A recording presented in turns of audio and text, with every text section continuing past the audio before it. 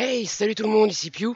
Aujourd'hui, on se retrouve pour une deck tech Sangohan Univers 7 avec la sortie il y a pas longtemps de l'édition TOB, Tournament of Power et Tournoi du Pouvoir en français. Désolé pour mon absence de 2 mois, c'était les vacances, j'avais envie de faire autre chose. Donc on est parti pour la deck tech? Allez, donc là vous voyez tout le deck en entier et on va partir sur une carte, sur chaque carte une par une pour l'expliquer. Voilà, je vous laisse le temps de prendre ça, un petit imprimé écran, vous faites plaisir, vous revenez dessus après. Donc, on va jouer le leader Sangwan, qui est l'un des nouveaux leaders de l'édition Tournament of Power. Il a un effet, il a plusieurs effets. Il a d'abord combattant de l'univers 7. Donc ça veut dire que toutes les cartes de l'univers 7 que l'on va jouer, c'est un nouveau trait qu'ont les personnages, dans toutes les zones, sont considérées comme n'ayant pas de coup de couleur. Donc ça veut dire qu'ils ne rajoutent pas de couleurs, enfin qu'ils ne nécessitent pas des couleurs spécifiques. Mais ils peuvent donner des couleurs quand on les met en zone de ressources. En automatique, une fois par tour, quand on effectue une combo avec Sangohan, une combo avec un univers 7 dans notre zone de combat pendant notre tour, on pioche une carte. Ça signifie quoi? Ça signifie que il faut déjà poser une carte dans la zone de combat. Donc, poser un Sangoku, poser un Tortue Génial, un Vegeta, n'importe. Et vous l'utilisez comme combo. Ce n'est pas comme le Trunks de la BT02 qui faisait qu'il fallait faire des combos depuis la main ou depuis le terrain. Là, il faut qu'il soit déjà dans la zone de combat. Son éveil.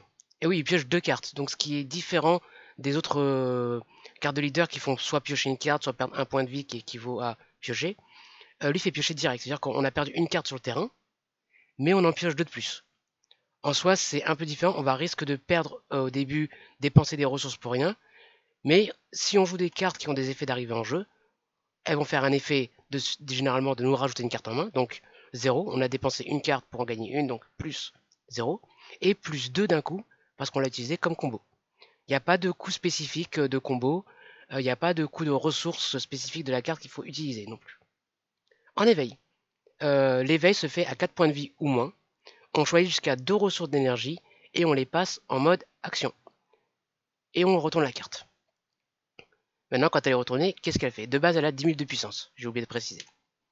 Quand elle est retournée, donc toujours combattant l'univers 7, donc toujours le même effet qui font que nos cartes de l'univers 7 n'ont pas de coup dans leur couleur, enfin n'ont pas de couleur de coup, pardon, dans leur coup, permanent, on peut effectuer des combos avec des cartes de l'univers 7 dans la zone de combat, même si elles sont en inertie. Inertie, je rappelle, ça veut dire quand la carte est inclinée, engagée. Hop, prenons un exemple. Ça, c'est une carte qui est en mode action, et ça, c'est une carte qui est en mode inertie. Donc si elle est en mode inertie, normalement, on ne peut pas bloquer avec, et on ne peut pas faire de combo. Bon, c'est une carte extra, c'est pas une carte de combat, mais vous avez compris.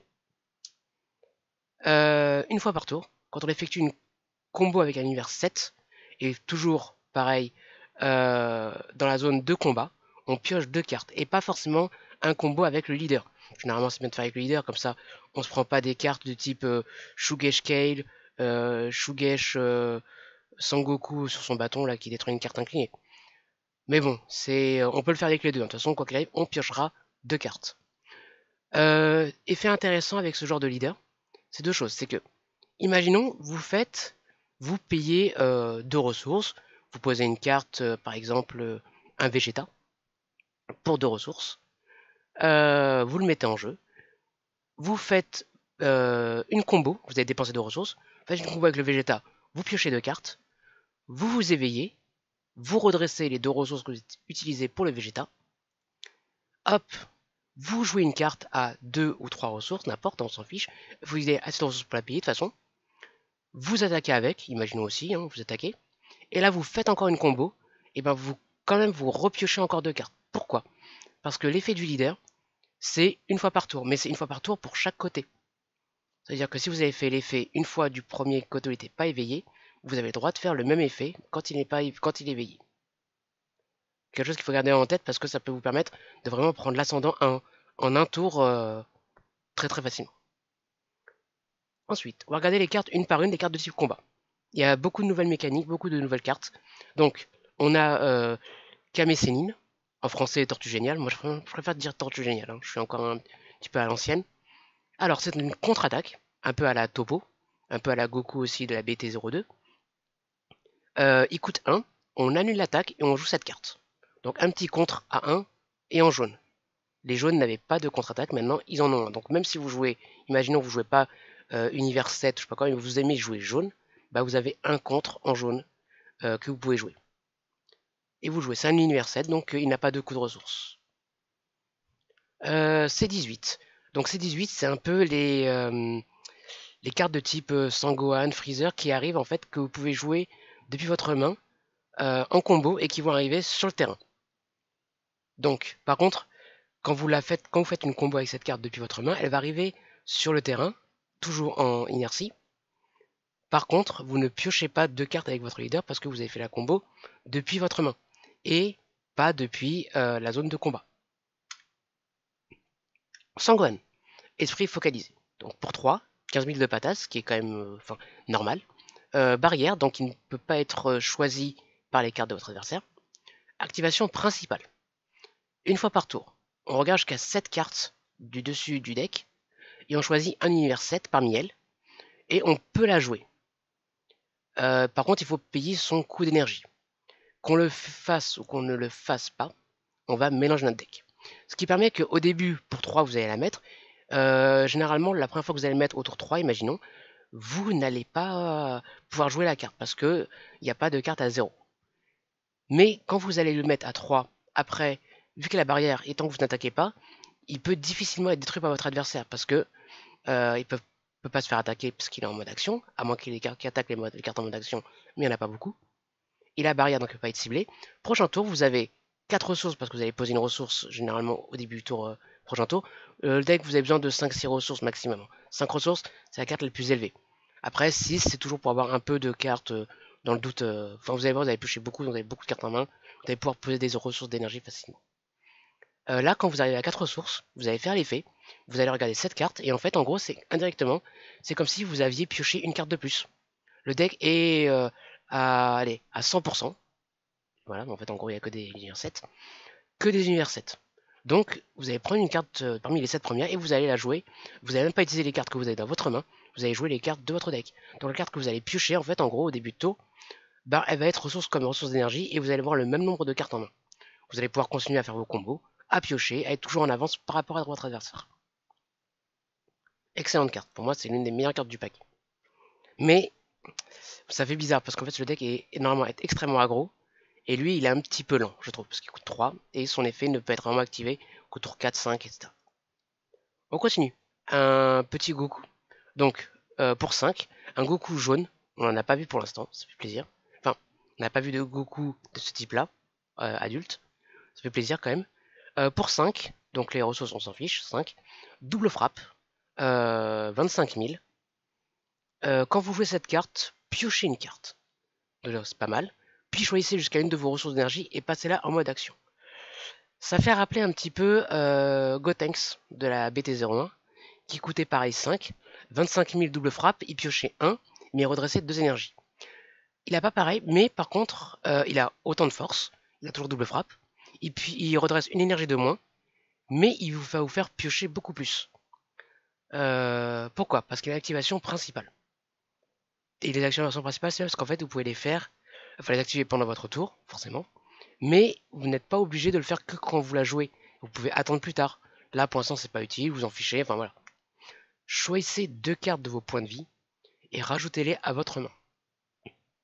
Donc, 2 points de vie, vous les rajoutez à la main, 2 cartes de plus. Vous avez joué la carte, 3 cartes de plus. Vous avez dépensé une carte pour en jouer 3, et virtuellement, elle vous a coûté 4 ressources. Pourquoi je dis virtuellement? Parce que concrètement, il vous faut 5 ressources. 5. Et quand elle arrive, vous en gagnez une. Donc en fait, elle vous a coûté 4. Donc virtuellement, c'est 4. Réellement, c'est 5.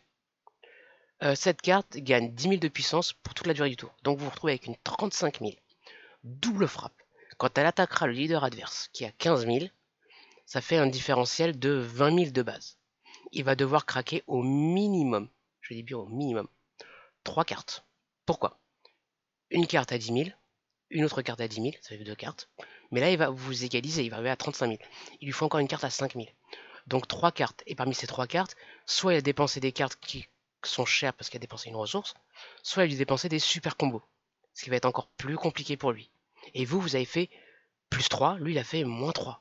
Ou bien il a pris 2 points de dégâts. Ça dépend comment vous en êtes au niveau de la partie. Excellente carte encore. Ils ont fait des bonnes cartes quand même pour cette édition. Il n'y en a pas beaucoup de l'univers 7, donc on est un petit peu obligé de forcer certaines cartes, malgré qu'elles aient un niveau assez moyen. Mais il y en a qui sont vraiment très bonnes. Encore une carte que je trouve pas abusée, parce que bon, maintenant abusée c'est VJ dans le format où on est. Mais bon, passons, je vais pas parler de VJ. Krillin Kinzen.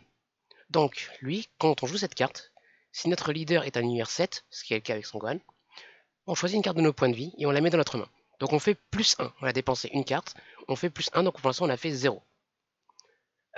Si on fait ainsi, on choisit n'importe quel nombre de cartes adverses, de combat, pardon, pas de cartes, de combat, donc on ne peut pas choisir les terrains, dont le coût d'énergie est de 3 ou moins. Et on les met KO. Donc une carte à 3, une carte à 2 et une carte à 1, ou 3 cartes à 1. Ou d'autres, si on peut aussi tuer des jetons. Pourquoi? Parce que les jetons correspondent à... C'est pas qu'ils ont 0, c'est qu'ils n'ont pas de coût. Donc on part du principe que 0, enfin pas de coût égale, toujours entre guillemets, c'est 0. Donc imaginons sur un Gotenks qui vous pose des jetons, etc. Ben vous détruisez tous les jetons et les cartes qui sont dites après. Un petit 15 000, généralement, enfin vous pouvez attaquer avec, mais au pire il arrive, vous avez pris une carte de plus en main parce que vous avez pris vos points de vie.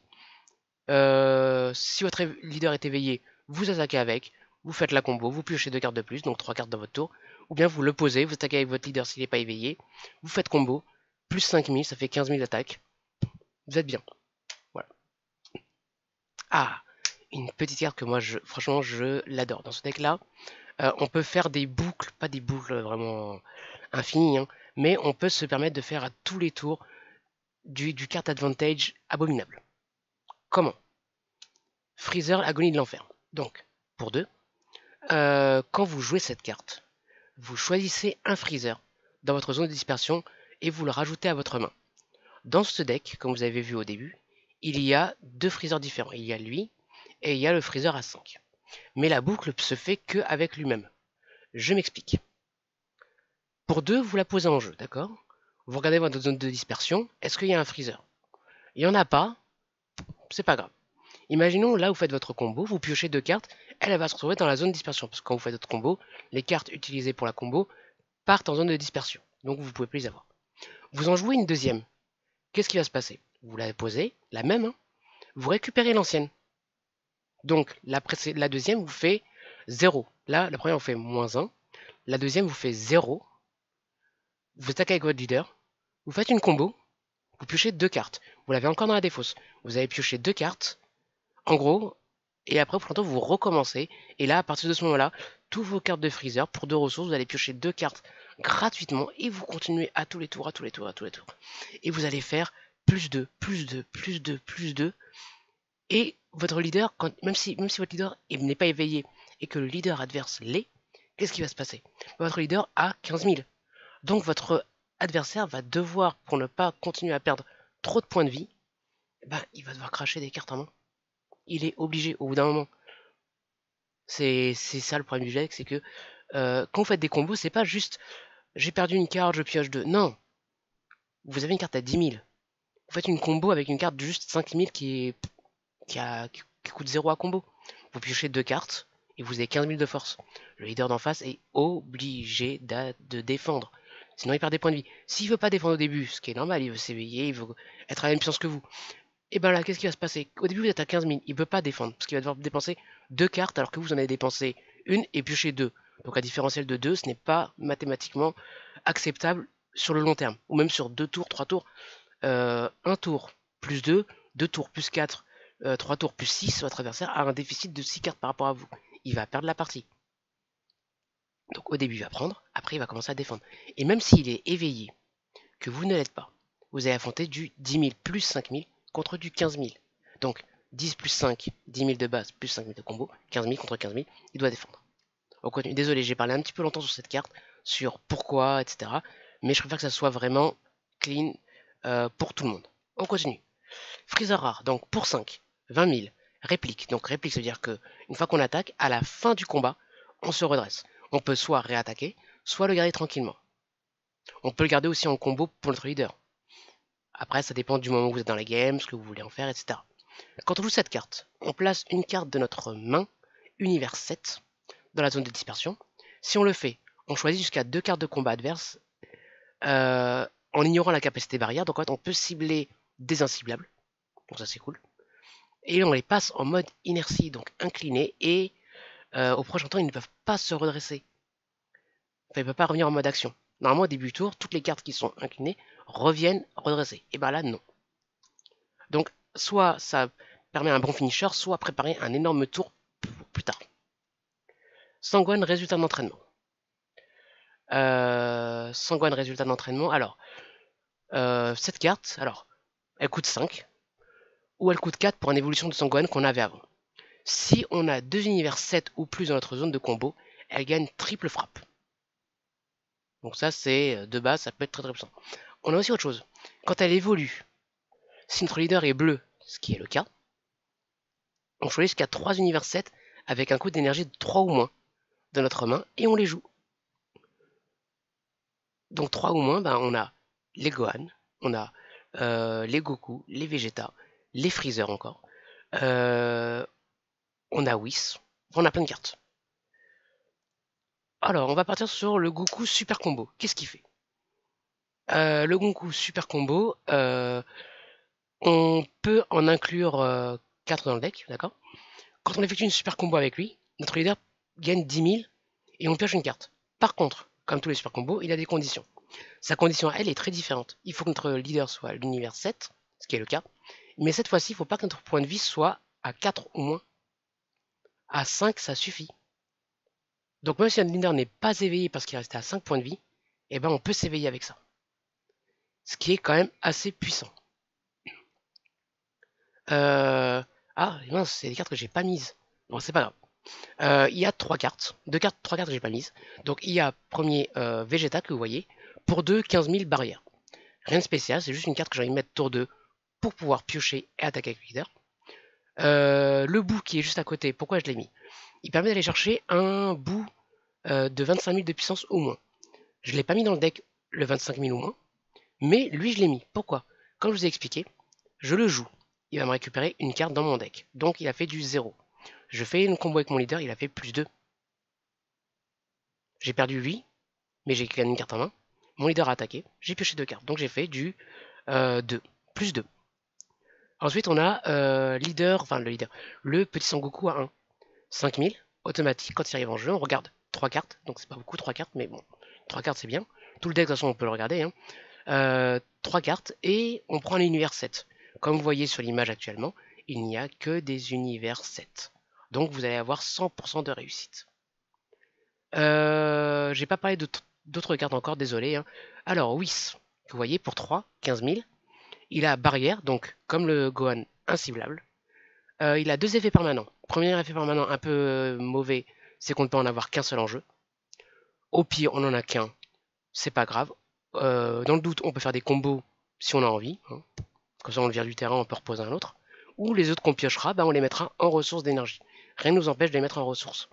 Et l'effet permanent qu'il a, c'est qu'il fait que nos virus coûtent 1 de moins à jouer. On a un virus dans le deck. C'est un virus qui coûte 5. Qui a, alors excusez-moi, il a double frappe. Il a double frappe 20 000, je crois, oui, c'est ça. Double frappe 20 000. Il met vraiment des grosses tadanes, je suis désolé du terme.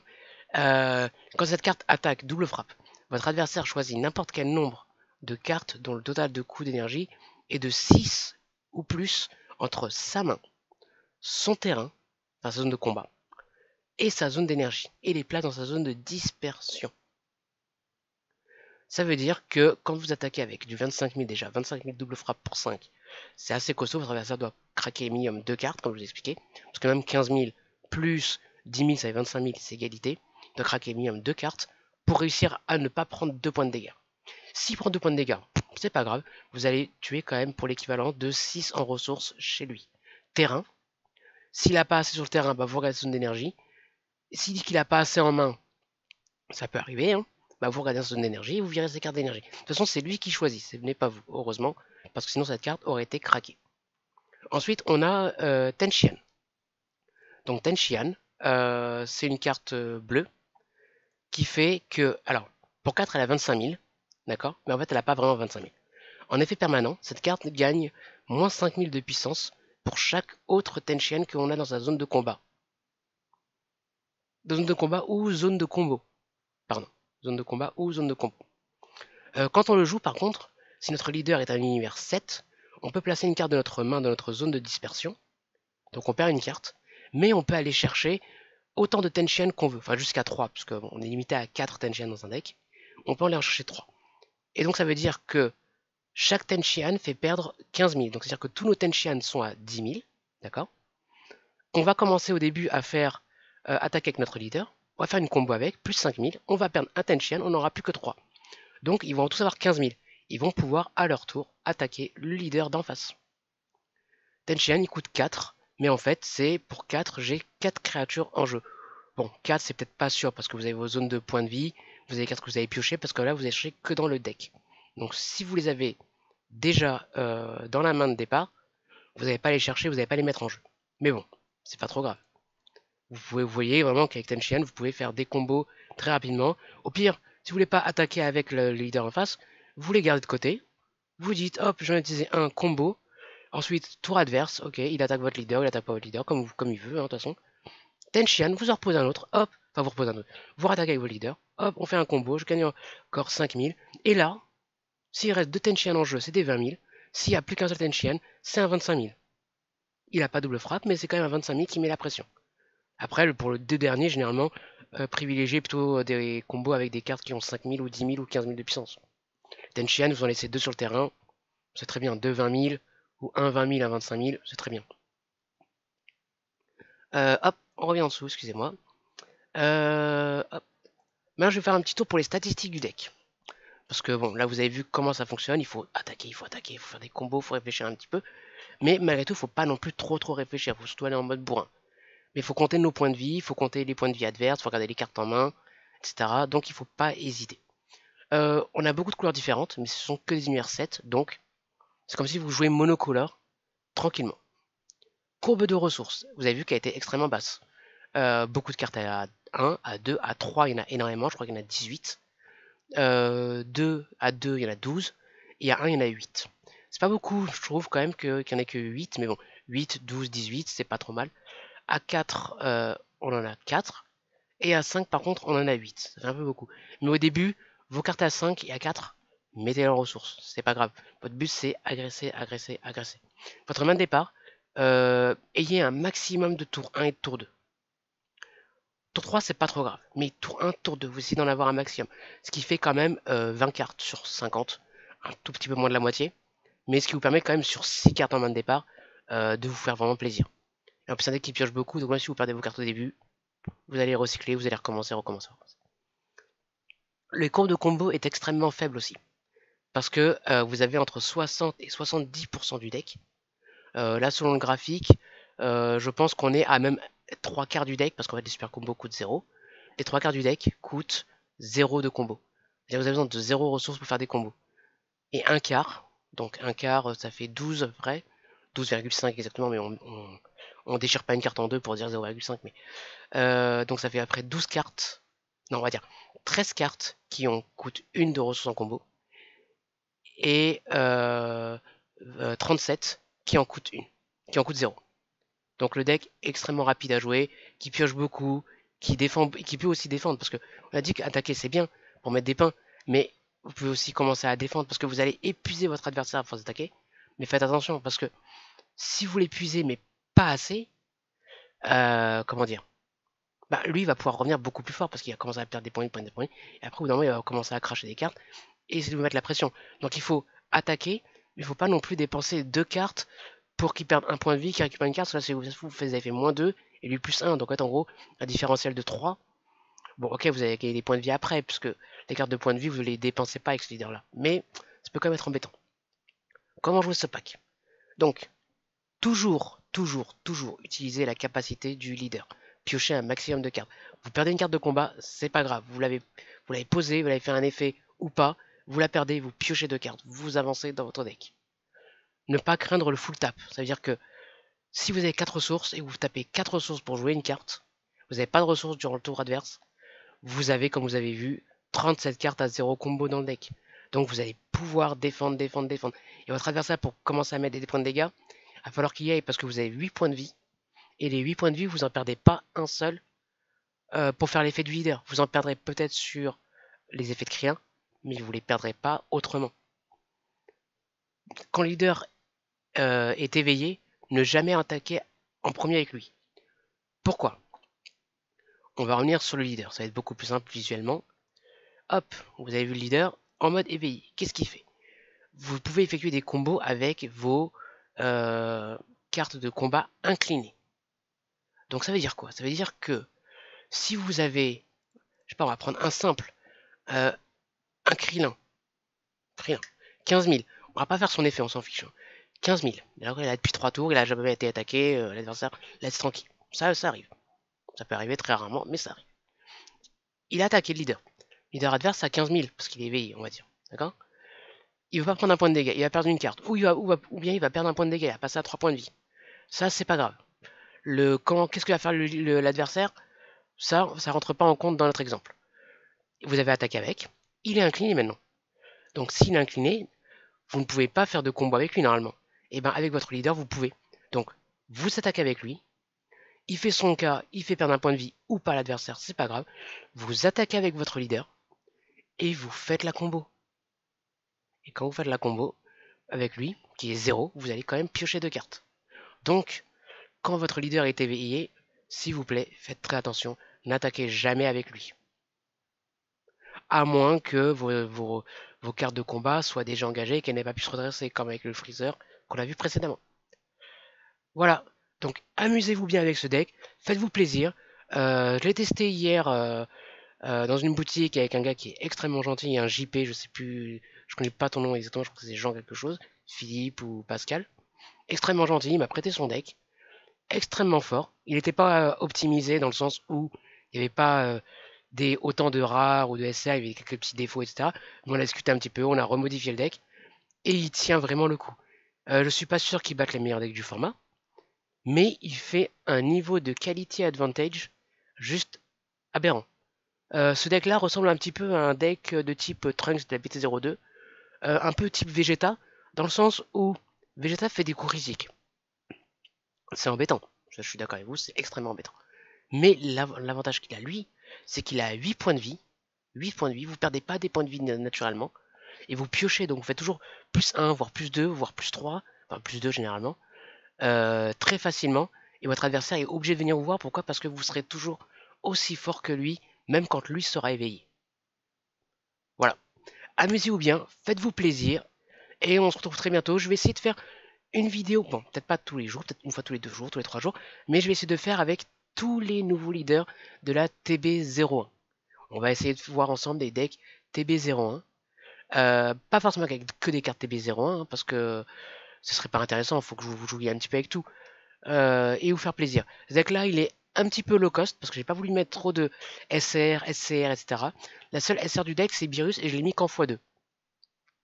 Elle est à peu près entre 7 et 12 euros, ça dépend des endroits, 7 ou 10, hein, je pense, x2.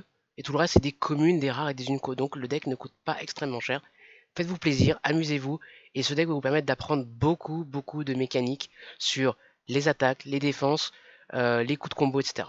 Allez, à très bientôt les gars et les filles, hein. Amusez-vous bien. Ciao, c'était Piu.